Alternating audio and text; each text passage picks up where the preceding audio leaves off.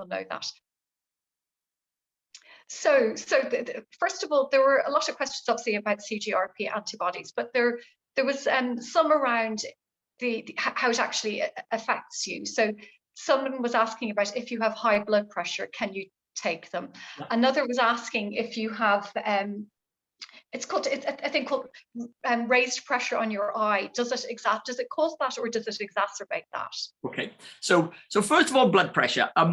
In the clinical trials, we didn't see it produce high blood pressure. And there's some publications suggesting that, and what they found in the United States, that one of the drugs, erenumab, may be associated with hypertension. Now, actually, we're not sure. The problem is that in the trials, we didn't see that at all, and it didn't induce hypertension. So some pathways, where one of them will test your blood pressure before you get prescribed the drug. Not everybody does that, because we want to know if you've got high blood pressure before you have the drug, because it is a vascular risk factor, but it is not a contraindication to going on the drug. So you can have the drug if you've got high blood pressure, whether treated or untreated. The big issue is it's brought to the fore the fact that you might have high blood pressure, and that needs treatment in its own right. And I think we have to wait and see whether hypertension or high blood pressure is a side effect of these drugs. Our experience is it's not. And my concern about it being added to the SPC that it induces high blood pressure is that actually people were noted to have high blood pressure having been on the drug, but actually they might not have had a blood pressure tested just before they started the drug. So we've added 2 and 2 and we've made 5, whereas actually sometimes, it was there before. So that's my view on that. In terms of the second question, pressure behind the eyes, these drugs do not cause pressure behind the eyes, but my colleague, Professor Sinclair in Birmingham, who has a specialist interest in a condition called idiopathic intracranial hypertension, which gives you swelling behind the eyes and can give you a migraine-like headache or be associated with migraine, has used the drug erenumab to treat their headache in IIH and has seen a very similar response to their headache as you see in the migraine population. So I think that's where the probable association with swelling behind the eyes is. That was very useful. And then there have been some questions about how they interact with other medications. So, for example, do you have to come off topiramate if you want to try CGRP antibodies?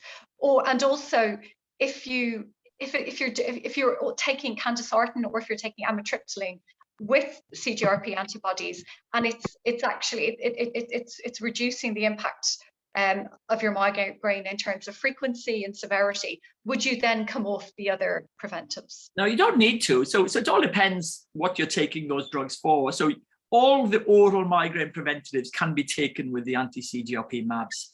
So I'll take that question in 2 parts. If you've got episodic migraine and you've been put on an oral medication and it hasn't made much difference, then you're probably going to stop that oral medication and replace it with a monoclonal antibody if you're eligible.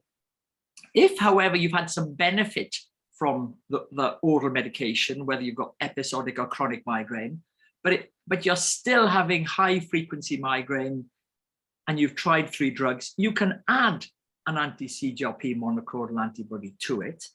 And if you see a significant benefit, then you might, if you're going to stop the drug, consider stopping the drug to see if it's the anti-CGRP monoclonal antibody giving you the benefit alone, or whether it's the combination. And certainly if you've responded to an anti-CGRP monoclonal antibody, you've been able to continue on it, but it's still not brought your frequency down low enough, then we might add in an oral preventative as well. It appears that if you have chronic migraine, so higher frequency migraine for longer, that you don't respond to the oral medications as well as you do if you have lower frequency episodic migraine. So I think some of the paradigms about treatment are going to change, but there's no reason why you can't have oral medications with these monoclonals. Thanks, that's very useful. And then there has been a question about triptans. Can you take triptans as well as CGRP antibodies? Okay, well that answered that. And then while this new class of drugs has proved effective, very, very effective to many people, we have had some questions from people who they haven't, they've helped them, but not as well maybe as they'd hoped. So one of the questions was, when do you decide to stop taking them? For example, someone's migraine, the frequency and the severity has reduced, but not 30%, which is considered the marker of success. But will they've been taking them for several months. Is there any possibility that they will start to improve further? No, probably not if they've been taking it, So we don't know exactly why some people respond so well and some people just don't respond at all. There's always going to be a placebo response in clinical practice, and migraine, if you follow it for long enough, ebbs and flows, and you can have somebody who's really well controlled on one of these anti-CGRP monoclonal antibodies, and there's some significant event that happens to them, whether it be an illness, whether it be COVID-19 vaccination, which induces worsening migraine, or whether they have some major stressful life event and their migraine gets worse. So, these drugs are not cures. They don't take away all your migraine.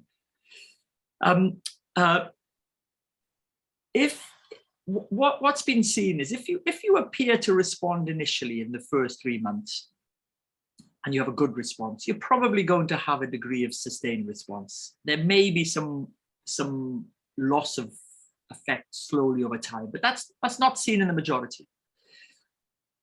We certainly have people who are very close to a 30% response. Their migraine days haven't gone down. They've gone down by, say, 25% or 28%, but actually their severe wipeout days are more than 30-40% better. They're not in bed, they're just not vomiting all day, they're just not losing work time, but they don't hit the 30% threshold.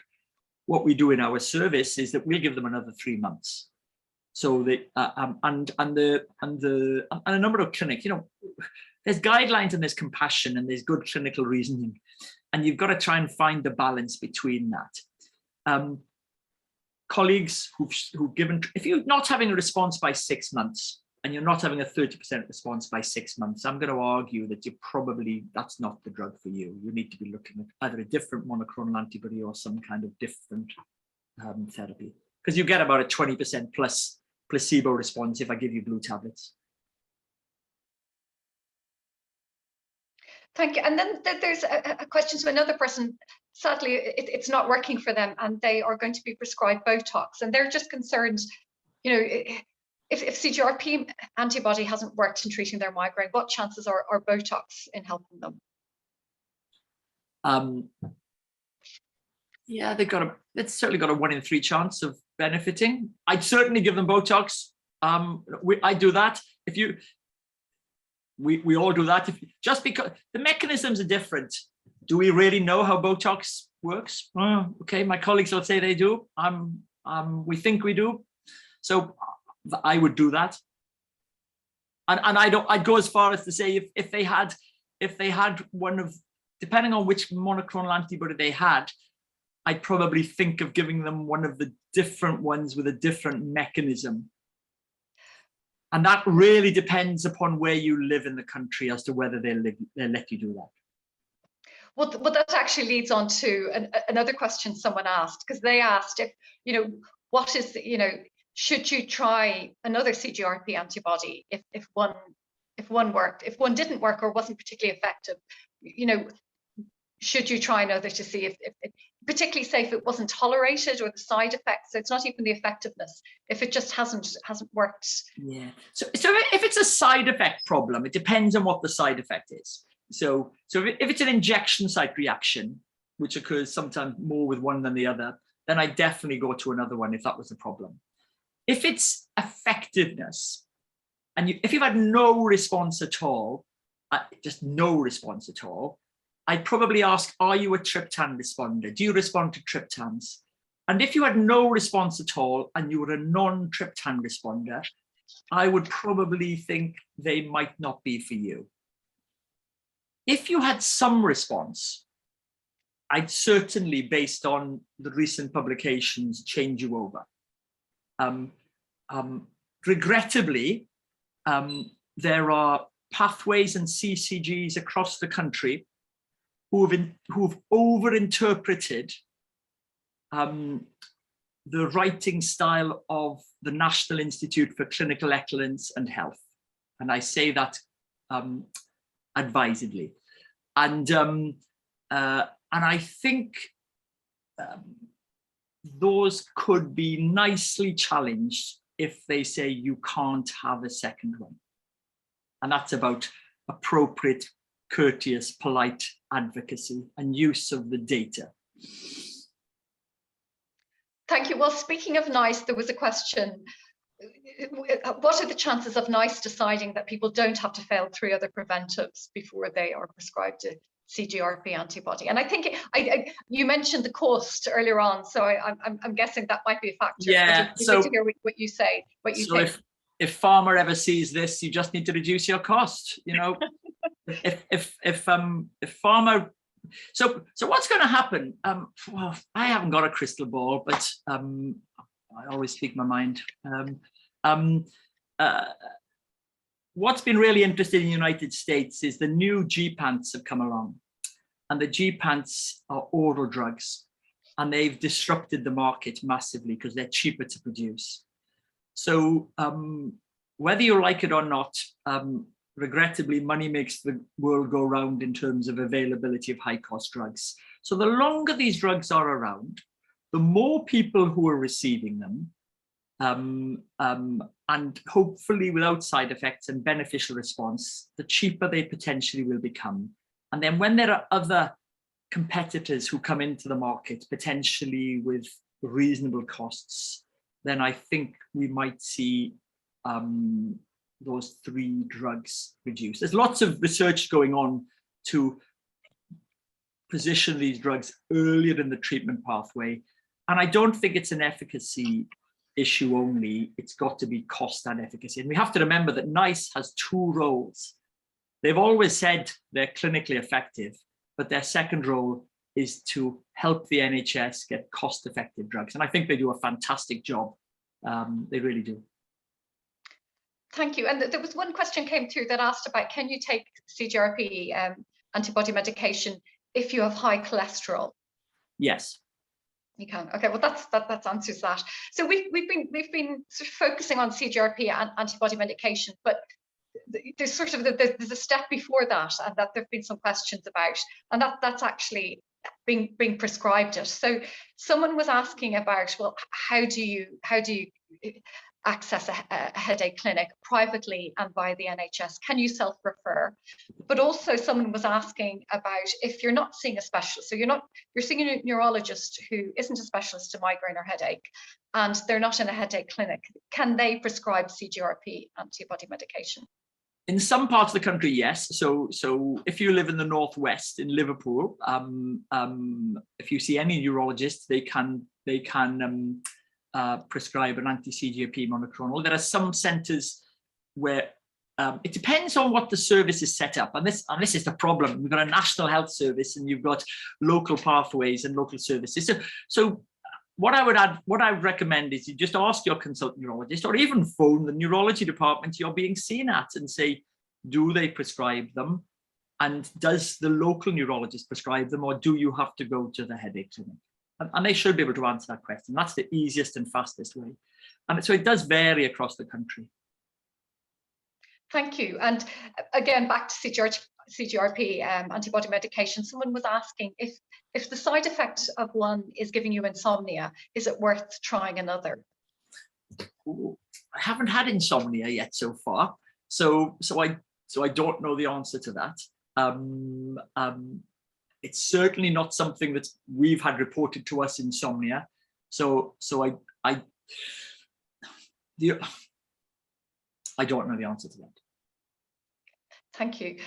And another question, something very different. So someone's been asking about cannabis oil and treating migraine. It's something at the Migraine Trust we occasionally get asked about. I just they wanted to know your thoughts on that.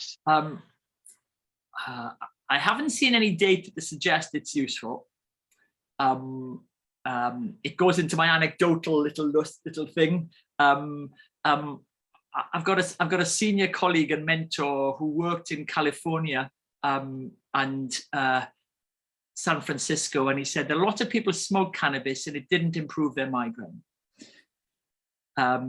So I'm not going to advocate it, but I'm equally not going to say that it doesn't work. It's just like everything.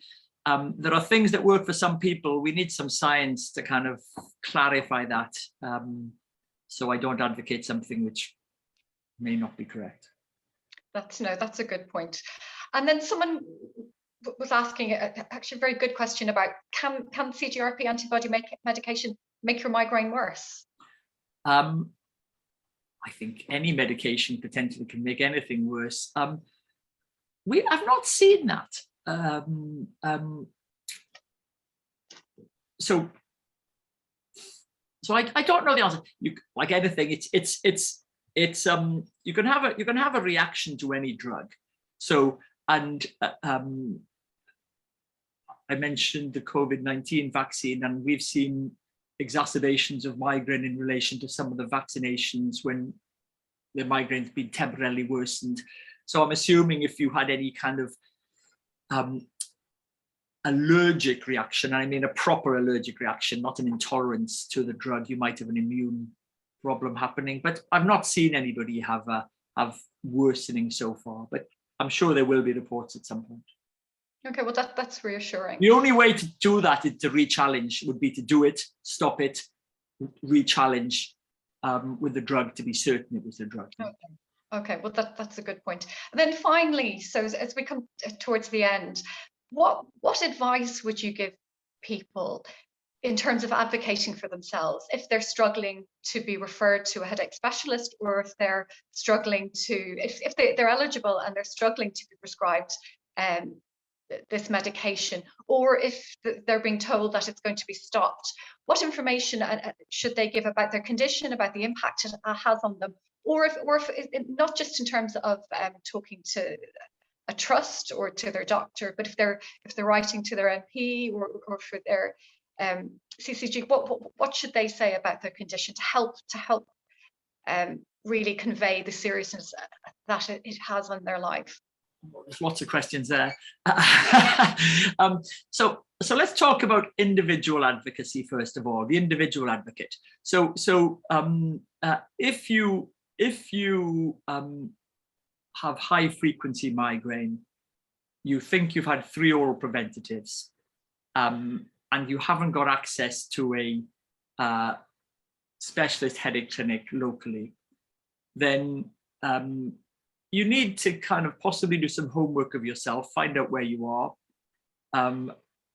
go to your GP and ask, could he refer you out of area? Because potentially, if you go out of area, they will be able to prescribe it, but you just need to find out wherever you get referred. You have to do a bit of homework, whether they can prescribe out of area. So I know in London, they prescribe out of area, we prescribe out of area, but the problem is it takes a long time to go and see a place. Whereas if you go to some places, they just don't do that. And so that's the first thing. The second thing is try and find go and talk to your MP, you know.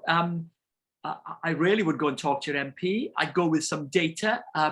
I'd contact the Migraine Trust and ask them for the September 2021 State of the Nation report the Migraine Trust has said. And I'd ask them, and I'd also ask them to ask the Migraine Trust to give them access or email copy of the 2014 Common Select Committee report on migraine.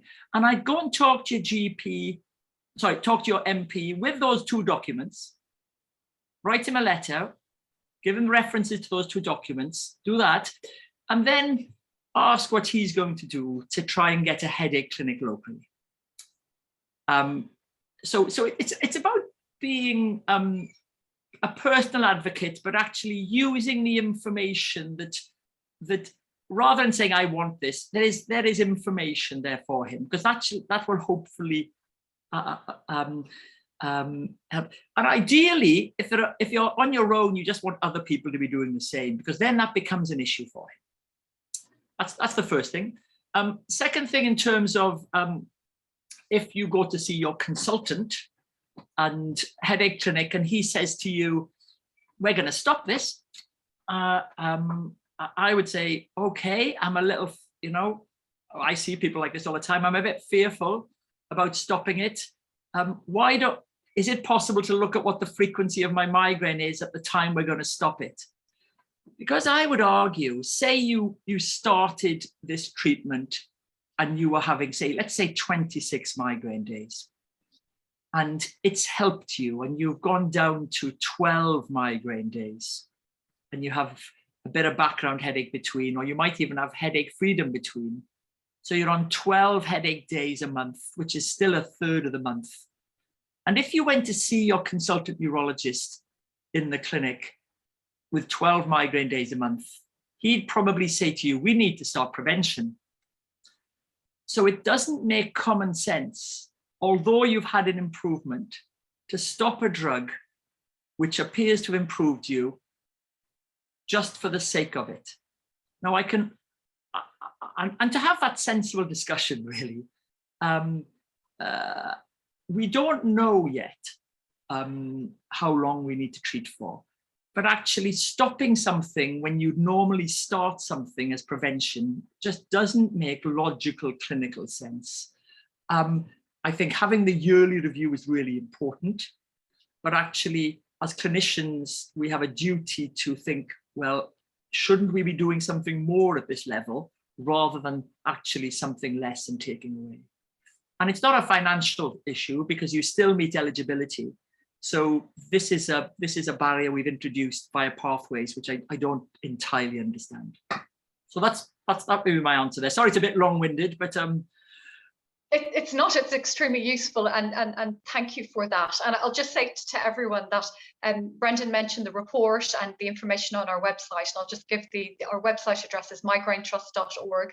We also have a helpline that's open from 10 a.m. to 2 p.m. Monday to Friday, and the number is 0808 802 0066. And that's also on the website, so you can see that number. And we can also help you, give you information, help you emphasize to whoever, whether it's your doctor or your MP, the seriousness of your migraine, the impact it's having on your life. And then finally, I just want to say a huge thank you to Brendan for coming along this morning and just giving us this fantastic presentation, which is so important, because it's there's two sides to the coin. It's wonderful that there are this new medication, but accessing it is very important. So thank you for helping explain the pathways to people, but also how they can access this treatment, and also what they can do if it's working or not. And also, I just want to let you know, there's been some lovely comments about you in the chat box, just talking about your compassion, and one person saying they'd like to live in the area where you're treating people. But, and I'm not, but just explaining things in a very clear way and just a very helpful way. So just thank you very much. And thank you also to everyone who came along today. Your questions have really helped draw out some of the key issues in terms of migraine treatment and access. So thank you to everyone. But above all, Brendan, appreciate you very much coming along, and also for all the help you've given to the Migraine Trust as a trustee, and even now, as the ambassador, just doing this. We really appreciate it. No, so my pleasure. Our waiting list is already too long, so please don't get reported. Okay. Well, have a good weekend to you and to everyone else. Thank you very much. Thank you very much. Take care.